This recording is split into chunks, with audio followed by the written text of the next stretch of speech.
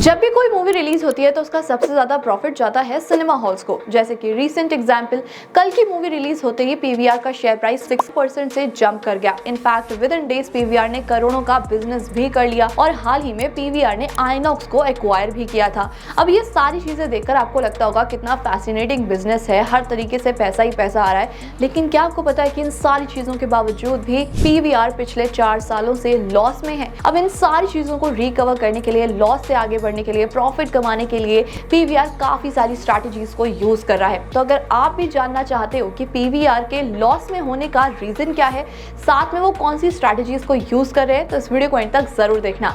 और आगे बढ़ने से पहले अगर आप हमारे चैनल पे न्यू हो तो चैनल को सब्सक्राइब करना, बेल आइकन को प्रेस करना बिल्कुल भी मत भूलना।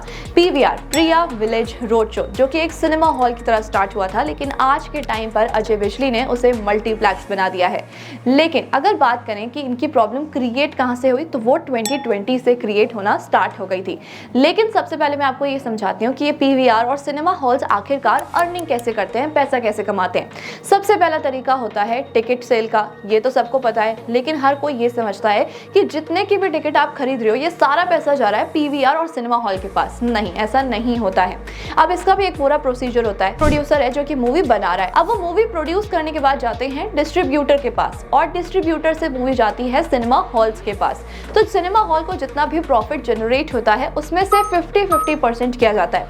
यानी कि 50% अमाउंट जाता है डिस्ट्रीब्यूटर्स के पास और 50% अमाउंट जाता है पीवीआर के पास। अब ये जो मैं आपको बता रही हूँ, ये फर्स्ट वीक का बता रही हूँ। यहाँ पर हम एक एग्जाम्पल से समझते हैं। मान लीजिए आज के दिन पर एक मूवी रिलीज होती है। अब अगले 6 दिन तक जितना भी प्रॉफिट जनरेट होगा, वो 50-50% डिवाइड किया जाएगा बिटवीन डिस्ट्रीब्यूटर एंड पीवीआर। अब अगर नेक्स्ट वीक भी मूवी अच्छी चलती है, तो उसमें से जो प्रॉफिट आएगा, उसमें से 55% जाएगा पीवीआर के पास और 45% जाएगा अब डिस्ट्रीब्यूटर के पास। तो इस तरीके से ये पूरा प्रोसीजर काम करता है। सेकेंड तरीके की बात करें तो वो है फूड एंड बेवरेजेस। लेकिन ये हमेशा पोस्ट टिकट वाली अर्निंग होती है, जो कि बहुत ही कम रह जाती है। और ज्यादातर लोग ना सिनेमा हॉल्स में फूड बाय करना भी प्रेफर नहीं करते हैं, क्योंकि वो काफी ज्यादा एक्सपेंसिव होता है। अब अगर थर्ड तरीके की बात करें तो वो है एडवर्टीजमेंट। इसका पूरा का पूरा अमाउंट पीवीआर जैसी कंपनीज और सिनेमा हॉल्स के पास ही जाता है। अब वो जितनी ज्यादा एडवर्टीजमेंट चलाएंगे, उतना ज्यादा उनका रेवेन्यू इंक्रीज होगा। अब अगर फोर्थ तरीके की बात करें तो वो है प्राइवेट इवेंट्स। बहुत सारी कंपनीज ऐसी होती हैं, जैसे कि पीवीआर भी प्राइवेट इवेंट्स लेते हैं। जैसे कि किसी बच्चे का बर्थडे है और वो चाहते हैं कि उनकी कोई स्पेशल मूवी चलाई जाए, तो प्राइवेट इवेंट भी बुक किया जाता है, जिसकी वजह से उनको प्रॉफिट होता है। तो ये बेसिक तरीके हैं जिससे कि पीवीआर और सिनेमा हॉल्स अर्न करते हैं। अब अगर बात करें कि पीवीआर की प्रॉब्लम कहां से स्टार्ट हुई, पीवीआर की प्रॉब्लम स्टार्ट होती है 2020 से, कोविड के टाइम से। 2020 तक भी पीवीआर काफी अच्छा परफॉर्म करा था। 2020 में फाइनेंशियल ईयर की बात करें तो उस टाइम पर उनकी सेल्स अराउंड 3400 करोड़, और इसमें से उनको काफी अच्छा प्रॉफिट भी जनरेट हुआ था। लेकिन कोविड में जैसे ही सिनेमा हॉल्स बंद हुए, इनका पूरा बिजनेस बंद होने को आ गया। कोविड के टाइम की अगर बात करें तो सबसे पहले ही सिनेमा हॉल्स को बंद किया गया था, और उसके बाद सबसे लास्ट में सिनेमा हॉल्स को स्टार्ट किया गया। अब इस चीज का सबसे बड़ा इफेक्ट पड़ा था उनके बिजनेस के ऊपर। मैं आपको फाइनेंशियल ईयर वाइज बताती हूँ कि उन्होंने कितने सेल किए और कितना प्रॉफिट किया। अब अगर 2021 की बात करें तो उनकी सेल्स 280 करोड़ तक ड्रॉप हो गई थी और उनका प्रॉफिट माइनस में चला गया था, जो कि अराउंड -748 करोड़ था। वहीं अगर 2022 की बात करें तो उन्होंने थोड़ा बहुत रिकवर किया, लेकिन 2020 के लेवल तक नहीं पहुंच पाए, और तब उनकी सेल्स हुई 1329 करोड़। लेकिन प्रॉफिट अभी भी माइनस में था, -489 करोड़ का। 2023 की बात करें तो अगेन उन्होंने सेल्स काफी अच्छी की, 3751 करोड़ की सेल हुई, लेकिन प्रॉफिट तब भी माइनस में था, -336 करोड़। 2024 में मार्च तक कंपनी ने काफी अच्छा रिकवर किया है। सेल्स हुई हैं इनकी 6107 करोड़ की, और वहीं पर नेट प्रॉफिट अभी भी माइनस में है, जो कि -33 करोड़ है। अब ये माना जा सकता है कि हो सकता है 2024 में ये कंपनी प्रॉफिट जनरेट करे, क्योंकि इस पे काफी अच्छे तरीके से कंपनी काम कर रही है। अब ये तो हो गया पहला रीजन। अब अगर सेकंड रीजन की बात करें तो वो है ओटीटी प्लेटफॉर्म्स, क्योंकि हर कोई अपने टीवी पर मूवी देखना प्रेफर करता है।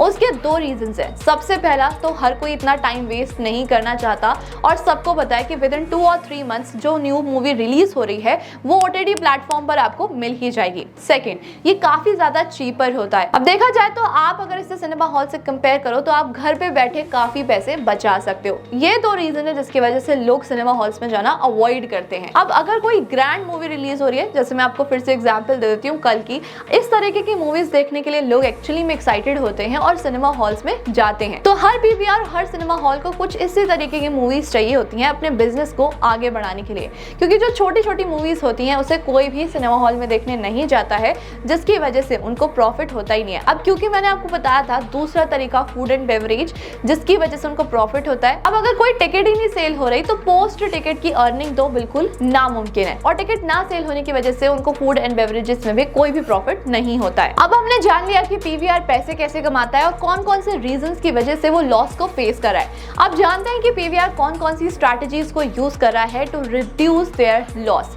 सबसे पहले स्ट्रैटेजी की बात करें तो वो बेसिकली नॉन परफॉर्मिंग एसेट्स को शट डाउन कर रहे हैं, यानी कि अपने कई सारी स्क्रीन्स को बंद करना स्टार्ट कर रहे हैं। अगर उनको ऐसा लगता है कि किसी भी सिनेमा हॉल में उनका फुटफॉल कम हो गया है तो उस सिनेमा हॉल को वो बंद करने का प्लान कर रहे हैं। एंड अब तक पीवीआर 85 स्क्रीन्स को शट डाउन कर चुका है और आने वाले टाइम में यानी कि फाइनेंशियल ईयर 2025 तक 70 स्क्रीन्स और भी ज्यादा शट डाउन की जाएंगी। तो आप बेसिकली ये सारी स्क्रीन्स को शट डाउन कर अपने डेट को रिकवर करेंगे और इन पैसों से अपना कैपिटल एक्सपेंडिचर भी पूरा करेंगे। अब अगर नेक्स्ट स्ट्रैटेजी की बात करें तो पीवीआर अपने ऑपरेटिंग एक्सपेंसेस को रिड्यूस कर रहा है, यानी कि जहां पर भी वो अपना सिनेमा हॉल खोलते हैं यानी कि स्क्रीन खोलते हैं तो वहां पर उनको रेंट पे करना पड़ता है। अब रेंट पे करने के भी दो तरीके होते हैं। सबसे पहला होता है रेवेन्यू शेयरिंग और दूसरा होता है डायरेक्टली रेंट पे करना। तो ज्यादातर पीवीआर रेवेन्यू शेयरिंग में अपना परसेंटेज देता है।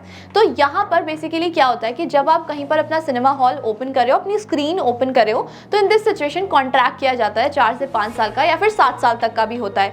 तो अभी के टाइम पर पीवीआर के बहुत सारे ऐसे कॉन्ट्रैक्ट्स हैं जो कि खत्म हो रहे हैं, जो कि 7 साल के बिल्कुल एंड पर हैं।